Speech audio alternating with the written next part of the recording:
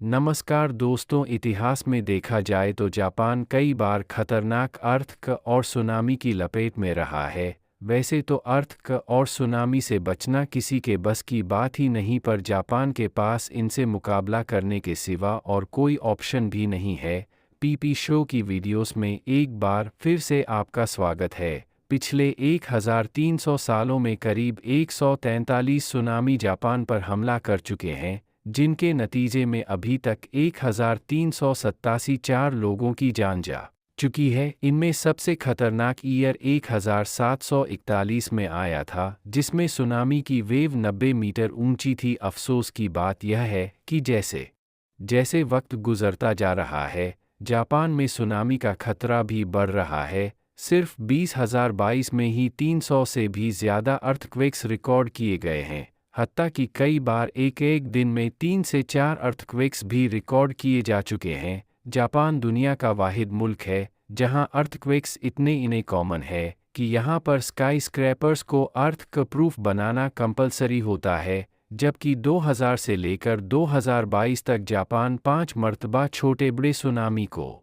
बर्दाश्त कर चुका है, जिनमें 2011 वाला सबसे जानलेवा था। 11 मार्च 2011 को ओशिका पेनिनसुला से 72 किलोमीटर ईस्ट में समंदर के अंदर 99.1 मैग्नीटिया से एक मैसिव जायंट सुनामी ने जन्म लिया। यह दुनिया का चौथा बड़ा अर्थक्वेक, जबकि जापान की रिकॉर्डेड हिस्ट्री का सबसे बड़ा था। इसके नतीजे में जो सुनामी पैदा हुआ उसने समंदर में 55 मीटर या फिर 180 फीट ऊंची लहर पैदा की। पानी की लहरें 700 किलोमीटर फी घंटा की स्पीड से सन डाई सिटी में दाखिल हुई और कोस्ट से 10 किलोमीटर अंदर तक पहुंची। सुनामी का सबसे बड़ा मसला यह होता है कि मॉडर्न टेक्नोलॉजी से भी इसको प्रिडिक्ट नहीं किया जा सकता, लिहाजा सड़ा के रेजिडेंट्स जिनको सिर्फ 8 मिनट पहले सुनामी की वार्निंग दी गई थी, उनमें से हज़ारों लोगों को भागने का मौका भी ना मिल सका। इस वाक़ये की वजह से 228,000 लोग बेघर हो गए और 15,000 लोग अपनी जान से हाथ धो बैठे। एक तरफ क़यामत का आलम था तो दूसरी तरफ यहाँ फुकुशिमा डाइची न्यूक्लियर प्लांट भी फेल हो गया, जिसकी वजह से खतरनाक न्यूक्लियर डिज़ास्टर ने जन्म लिया। जापान को इस सुनामी ने टोटल $235 अरब की चोट पहुंचाई, जिसको दुनिया का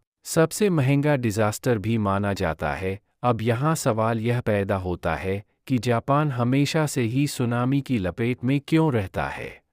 इसकी सबसे बड़ी वजह जापान की जियोग्राफिक लोकेशन है। पैसिफिक ओशन का यह पूरा हिस्सा जो आप देख रहे हैं, ये दुनिया में 90 पर अर्थक्वेक्स, वल्केन, एक इरप्शन और सुनामी का बायस बनता है। यह जो रिंग बन रही है, इसको द रिंग ऑफ फायर कहा जाता है। इसके नीचे दुनिया के सबसे ज़्यादा एक्टिव वोल्केनो मौजूद हैं, जिनको कई टेक्टोनिक प्लेट्स ने घेर रखा है। और बदकिस्मती है जापान की कि वो बिल्कुल इस रिंग के बेल्ट पे आता है। यही वजह है कि यहाँ हर आए दिन अर्थक्वेक्स और हर आए साल टाइफून या फिर सुनामी का हमला होता है। इन सब मुश्किलात के अलावा जापान का एक और मसला भी है, और वो यह है कि पूरे जापान का 70 पर लैंड एरिया सिर्फ पहाड़ों से भरा हुआ है, और जो 30 पर फ्लैट सरफेस है वह ज़्यादातर सिर्फ कोस्टल एरियाज में ही मौजूद है, जहां सुनामी का खतरा हर वक्त मंडला रहा होता है। पहाड़ों पर पूरे शहरों को शिफ्ट करना तो एक इम्पॉसिबल टास्क है,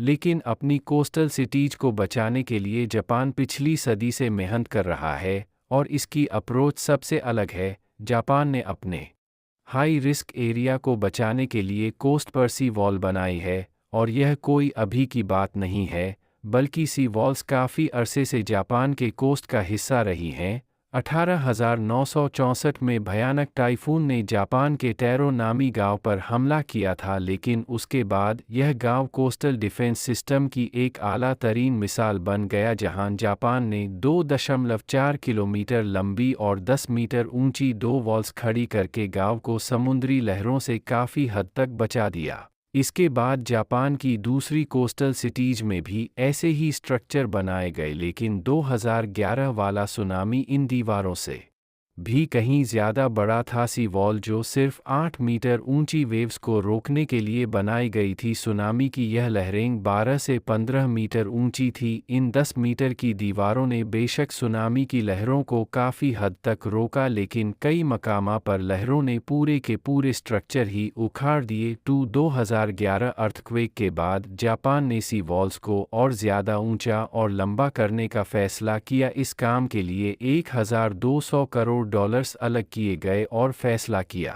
गया कि ईस्टर्न कोस्ट पे 400 किलोमीटर लंबी 15 मीटर ऊंची दीवार बनाई जाएगी। यह दीवारें पिछली दीवारों से करीब 5 मीटर ऊंची, जबकि इनकी फाउंडेशन जमीन में 25 मीटर अंदर तक अपनी जड़ें मजबूत किए हुए हैं।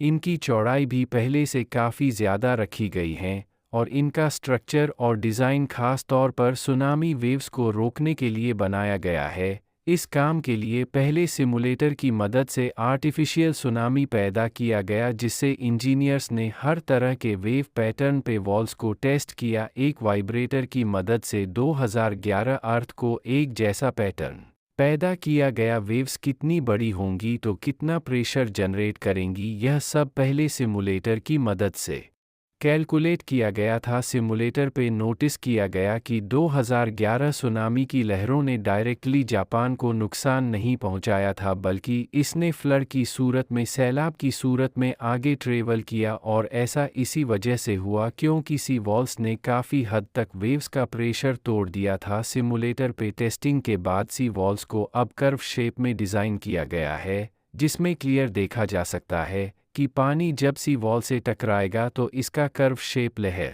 को वापस यू टर्न करवाएगा और ऐसे एक लहर वापस पलटकर पीछे से आने वाली दूसरी वेव का प्रेशर तोड़ेगी। सुनामी की वेव्स के प्रेशर को तोड़ने के लिए जापान ने सिर्फ वॉल्स ही नहीं बनाई, बल्कि हॉटस्पॉट लोकेशंस के करीब समंदर में ब्रेक वाटर भी बनाए गए हैं। जब लहरें कोस्ट की तरफ बढ़ती हैं तो पहले यह ब्रेक वाटर इनका प्रेशर तोड़ता है, उसके बाद यह 15 मीटर ऊंची वॉल्स दूसरी तरफ लोकल कम्युनिटीज़ इस सी वॉल से खास ही तंग हैं, क्योंकि कई मकामा पर यह वॉल्स 4 स्टोरी बिल्डिंग जितनी ऊंची हो जाती हैं, जिससे लोगों को ऐसा महसूस होता है कि वह किसी जेल में बंद है। कुछ लोगों को डर है कि जापान इन सी वॉल्स की वजह से अपने टूरिस्ट खो बैठेगा। जापान ने सुनामी को 2 अलग अलग लेवल्स में डिवाइड किया है। लेवल 1 सुनामी जो हर 50 से 60 सालों में आता है, इनकी लहरें 15 मीटर तक ऊंची होती हैं और इन्हीं के लिए यह दीवारें बनाई गई हैं।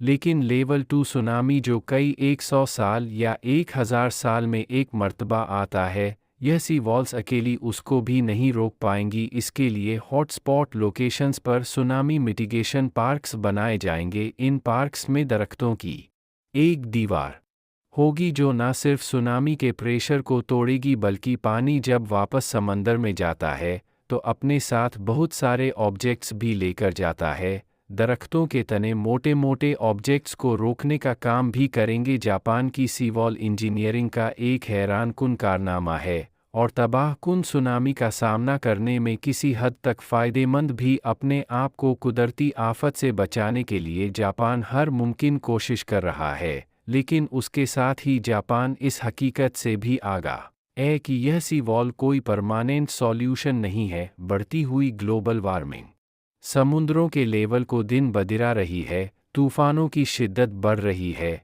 और अर्थक्वेक्स एक रोज़ का मामूल बन चुके हैं। जापान को अच्छी तरह मालूम है कि यह जायंट स्ट्रक्चर इसको कुदरती आफत से 100% प्रोटेक्शन नहीं दे सकेगा। $12 अरब का खर्चा करके असल में जापान ने अपने लोगों के लिए टाइम खरीदा है, ताकि जब यह दीवार वेव्स के प्रेशर को तोड़ेगी तब तक लोगों को वहां से निकलने का टाइम मिल जाएगा। उम्मीद है पीपी शो की यह वीडियो भी आप लोग भरपूर लाइक और शेयर करेंगे। आप लोगों के प्यार भरे कमेंट्स का बेहद शुक्रिया। मिलते हैं अगली शानदार वीडियो में।